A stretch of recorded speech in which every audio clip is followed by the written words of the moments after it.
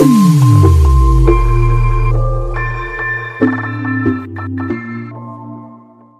semua, kembali lagi di channel Anak SMK. Bagaimana kabar kalian? Semoga baik-baik saja ya. Manga Boruto chapter ke-75 telah resmi dirilis pada tanggal 20 November kemarin dengan judul Wilayah Para Dewa.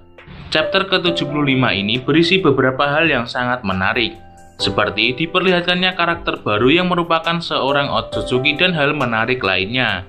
Pada video kali ini, anak SMK akan merangkum hal menarik apa saja yang ada di manga Boruto chapter yang ke-75. Otsutsuki Shibai. Inilah hal yang paling menarik di chapter ke-75, yaitu munculnya karakter baru yang merupakan seorang Otsutsuki.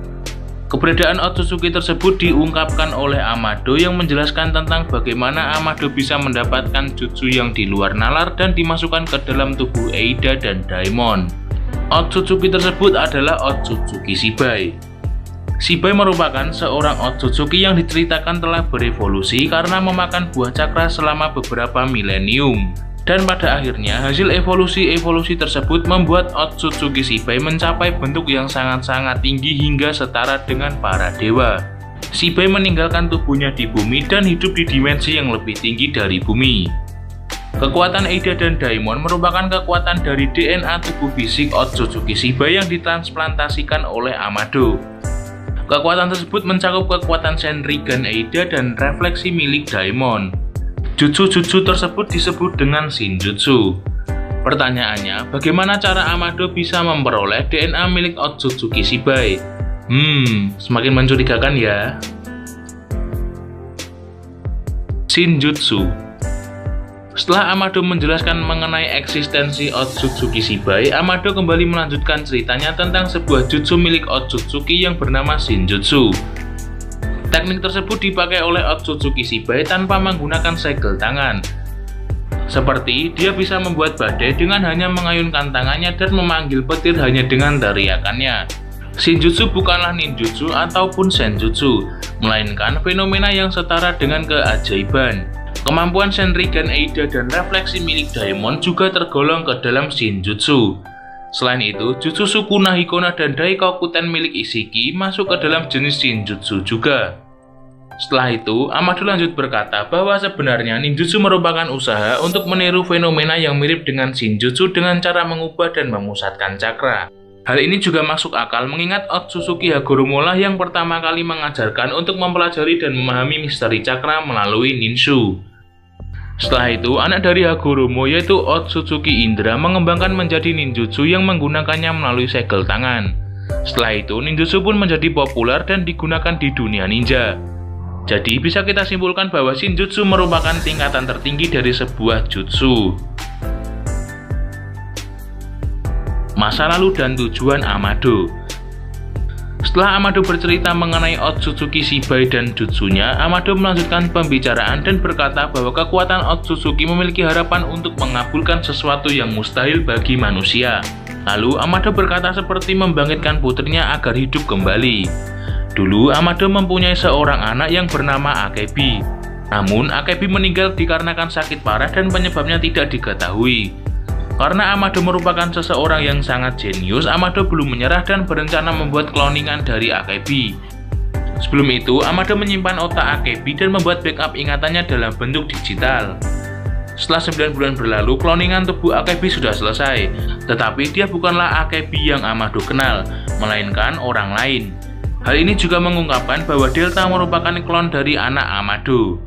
Setelah kegagalannya, Amado terpukul dan menyadari bahwa ini adalah wilayah para dewa. Mudahnya kalau di dunia kita merupakan wilayah Tuhan. Jadi kebangkitan dan kematian suatu hal yang berada di tangan Tuhan dan manusia tidak bisa melakukan hal itu.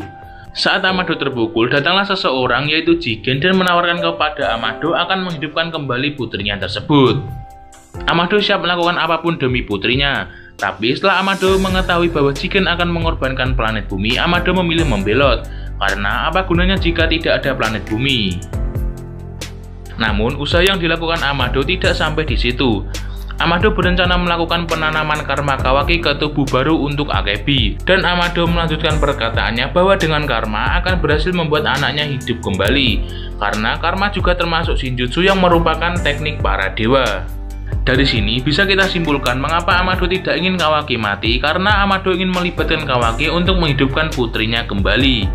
Setelah itu, Shikamaru yang tidak percaya dengan cerita Amado langsung menyuruh Eida untuk memeriksa Amado dengan Shenrigan.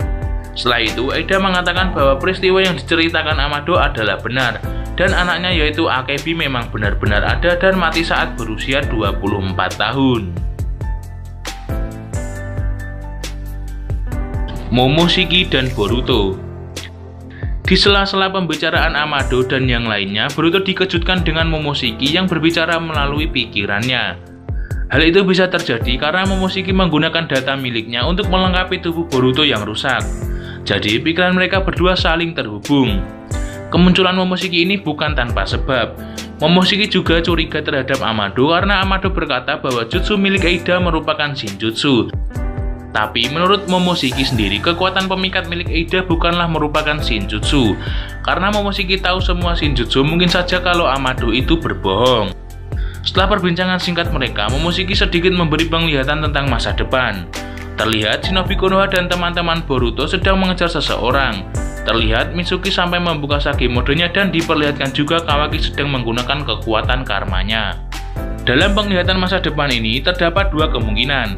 Kemungkinan yang pertama, jika panel tersebut dilihat dari sudut pandang Boruto, maka sudah dipastikan bahwa mereka sedang mengejar Boruto. Lalu di kemungkinan kedua, jika ini benar-benar penglihatan sekilas masa depan tanpa sudut pandang, bisa dipastikan mereka sedang mengejar Kawaki. Tetapi itu semua hanyalah sebuah kemungkinan. Bisa jadi Boruto membelokkan masa depan tersebut agar tidak terjadi. Ya pokoknya ditunggu aja cerita ke depannya. Soalnya kalau masalah cerita, Masashi Kishimoto benar-benar sulit ditebak. Jadi itulah hal menarik yang ada di Boruto chapter ke-75. Bisa kita simpulkan bahwa chapter ini benar-benar penuh akan informasi dan hal menarik seperti munculnya Otsutsuki baru. Dan diperlihatkannya cerita Boruto yang akan datang meskipun hanya sedikit melalui penglihatan masa depan milik Momoshiki. Mungkin untuk video selanjutnya saya akan membahas cerita Boruto lebih dalam lagi. Bila ada kesalahan narasi mohon dikoreksi di kolom komentar. Saya dari anak SMK mengucapkan terima kasih dan sampai jumpa di video selanjutnya.